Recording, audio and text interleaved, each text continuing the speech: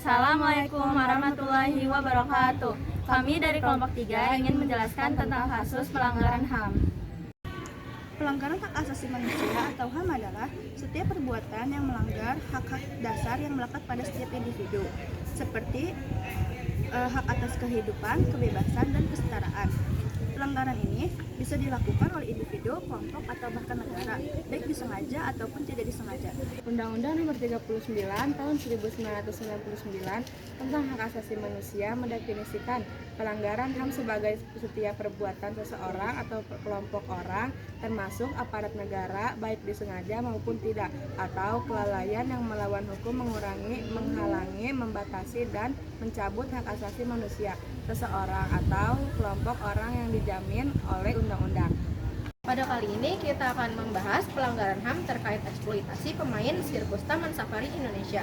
Wakil Ketua Komisi XII DPR RI Sugiat Santoso menyatakan bahwa kasus dugaan eksploitasi terhadap mantan pemain sirkus Oriental Circus Indonesia atau yang biasa disebut OCI ini yang tampil di Taman Safari Indonesia tergolong sebagai pelanggaran HAM berat. Dalam UU tentang pengadilan HAM, hukuman minimal untuk pelanggaran HAM berat adalah 10 tahun. Hal ini diatur dalam pasal 36 di UU nomor 26 tahun 2000. Yaitu Manajemen Taman Safari Indonesia atau TSW Ashwin Sumampo menyebut viralnya dugaan eksploitasi pemain sirkus Oriental Circus Indonesia atau OCI membawa dampak terhadap citra dan kunjungan wisatawan ke Taman Safari. Ashwin mengakui isu tersebut menyebabkan penurunan signifikan jumlah wisatawan ke Taman Safari dalam beberapa waktu terakhir.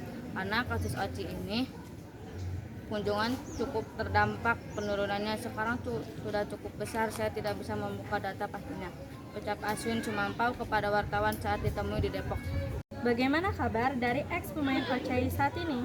Nah, sampai sekarang, para pemain sirkus OCI yang merasa menjadi korban tengah berupaya keras, sehingga mendatangi DPR hingga mendatangi Komnas HAM.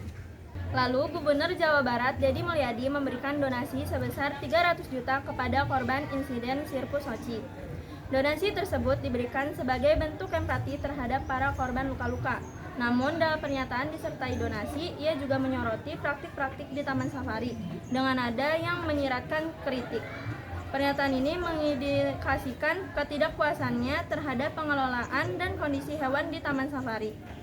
Insiden di sirkus OCI menjadi pemicu munculnya perhatian publik terhadap kesejahteraan hewan dalam pertunjukan hiburan.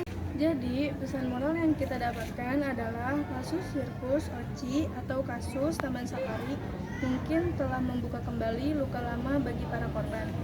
Namun, di tengah simpati publik dan dorongan penegakan hukum, kita juga perlu memastikan agar tidak ada pihak yang ikut menjadi korban lainnya. Klarifikasi dari Taman Safari adalah mengingat bahwa tidak semua yang viral itu benar. Maka, mari kita lebih berhati-hati dalam bersuara di media sosial. Kebenaran perlu waktu dan kita semua punya peran untuk menjaganya. Dari pemain sirkus Taman Safari, kita belajar di balik kesenangan dan kebahagiaan yang kita dapatkan ada jiwa yang tersakiti. Mungkin sekian dari kelompok kami, kurang lebihnya mohon maaf. Wassalamualaikum warahmatullahi wabarakatuh.